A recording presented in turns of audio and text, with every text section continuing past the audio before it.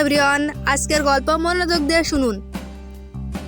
চিৎকার শুনে কৃষক গাধার কাছে এলো। এরপর তাকে মাটি থেকে উঠানোর চেষ্টা করলো, কিন্তু কিছুতেই উঠাতে পারলো না। এরপর কৃষক তার লাঠি দিয়ে গাধাকে বেদম পেটাতে শুরু করলো।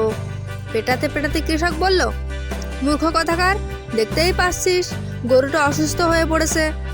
এরপরও সব জেনে শুনে তুই কুড়েমি শুরু করেছিস। তোর দুধ কোনো কাজে আসে না, গোশতেও কোনো ফায়দা নেই।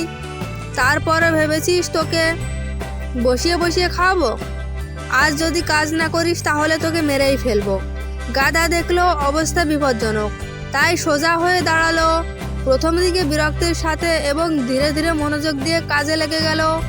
কাজ করার সময় গাধা বিড়বিড় করে বলতে লাগলো, যেভাবেই হোক আজ রাতে গরুকে কৌশলে পটাতে হবে যাতে কাল সকালে মাঠে যায়। যাই হোক, সন্ধ্যা পর্যন্ত কাজ করে বাড়িতে ফিরল গাধা। বাড়ি ফিরেই সোজা গিয়ে ঢুকলো গোয়াল ঘরে।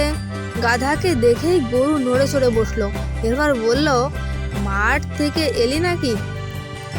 এবার নিশ্চয় দেখেছিস কি কঠিন কাজই না আমাদের করতে হয়। গাধা, না না, মোটেই কঠিন কাজ নয়। আমার তো মনে হয় খুবই আরামদায়ক এবং সোজা কাজ এটি। কিন্তু অন্য একটি বিষয়ে আমার মনটা ভীষণ খারাপ। তোকে বললে তুইও কষ্ট পাবি।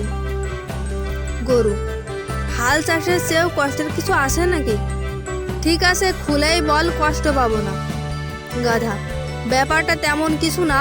আজ দুপুরে যখন মাঠে কাজ করছিলাম তখন মালিক তার এক বন্ধুকে বলছিল, আমার গরুটা হঠাৎ অসুস্থ হয়ে পড়েছে, মনে হয় বাঁচবে না।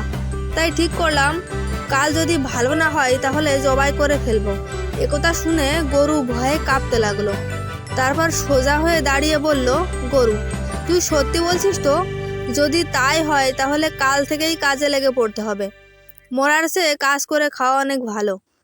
তোর মতো গাধার বুদ্ধিতে চলতে গিয়েই তো আমার সামনে বিপদ এসে হাজির হয়েছে। আর কোনোদিন আমি তোর কথা শুনবো না।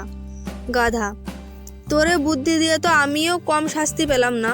আমি তোর উপকার করতে গেলাম আর তুই কিনা আমাকে দৌড় দিচ্ছিস। গরুর দল বড়ই অকৃতজ্ঞ। এভাবে কথা কাটাকাটির মধ্য দিয়ে রাত পোহালো। পরদিন সকালে কৃষক এসে গরুকে ধাক্কা দিতেই সে লাফিয়ে উঠল। তখন গরু আর গাধাকে নিয়ে সে মাঠের দিকে রওনা হলো।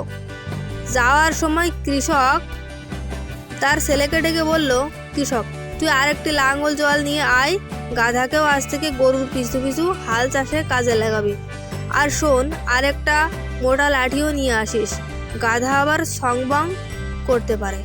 তো এভরিওয়ান, গল্পটা যদি একটু ভালো লেগে থাকে তাহলে স্টোরি 2.0 চ্যানেলটিকে সাবস্ক্রাইব করে বেল আইকন অল অপশনে সেট করে রাখবেন। ধন্যবাদ।